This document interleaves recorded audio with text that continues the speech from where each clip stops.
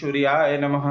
मित्रों नमस्कार, मैं पंडित श्यामधर शास्त्री काशी एस्ट्रो में समस्त दर्शकों का स्वागत एवं अभिनंदन करता हूं। आज हम विशेष रूप से चर्चा करेंगे, बात करेंगे मकर संक्रांति के बारे में। क्या है मकर संक्रांति, कब आप मकर संक्रांति मनाएं, क्या है इसके पीछे धार्मिक, पौराणिक और वैज्ञानिक महत्व, इस विषय पर हम चर्चा करेंगे। सर्वप्रथम जानते हैं मकर संक्रांति कब है।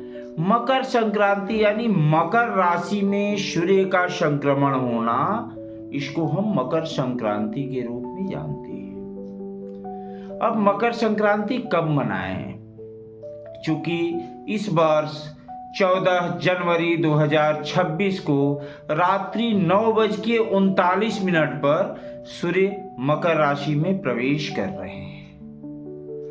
तो मकर संक्रांति का व्रत या मकर संक्रांति का त्योहार हम 15 जनवरी 2026 को मनाएंगे, बृहस्पतिवार को। अब हम जानते हैं इसके पीछे क्या है महत्व, क्या है मान्यता, इस पर हम चर्चा करते हैं। सर्वप्रथम पौराणिक मान्यताओं के अनुसार भीष्म पितामह ने सूर्य के उत्तरायण होने का प्रतीक्षा किया, तब उन्होंने शरीर का त्याग किया। इसके अलावा इस दिन यानी मकर संक्रांति के दिन जल में वाष्पन क्रिया होता है, यानी नकारात्मक ऊर्जा का समापन होता है। जब हम जल में स्नान करते हैं तो नकारात्मक ऊर्जा समाप्त होता है। इसके अलावा अगर हम बात करें तो मकर संक्रांति के दिन सद्भाव के रूप में भी हम मनाते हैं। जैसा हम जानते हैं कि सूर्य पिता हैं और शनिदेव पुत्र हैं, यानी पिता पुत्र के घर जाते हैं, जो दोनों में आपसी संबंध अच्छे नहीं होते हैं। इस दिन 2 महीने के लिए सूर्य देव अपने पुत्र के घर जाते हैं, यानी मकर और कुंभ राशि में जब तक सूर्य होते हैं वो शनिदेव के घर में होते हैं, इसलिए सद्भाव के रूप में भी मनाते हैं। अब इस दिन दान देने का परंपरा है, स्नान करने का, गंगा स्नान या किसी भी जलाशय में अगर आप स्नान करते हैं तो नकारात्मक ऊर्जा समाप्त होता है।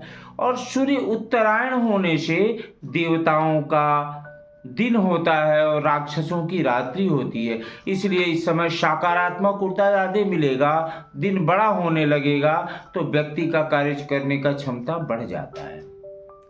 अब हम आते हैं कि आज के दिन दान करने की परंपरा है। जैसा हम जानते हैं कि मौसम का परिवर्तन होता है, तो अगर तिल और गुड़ का सेवन करते हैं तो आपके शरीर को बैलेंस करता है।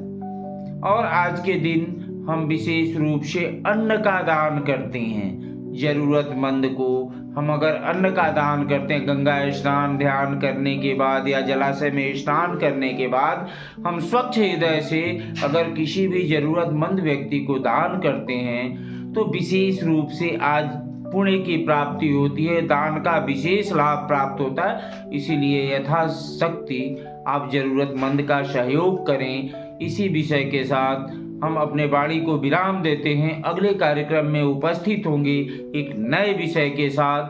तब तक के लिए ओम सूर्याय नमः।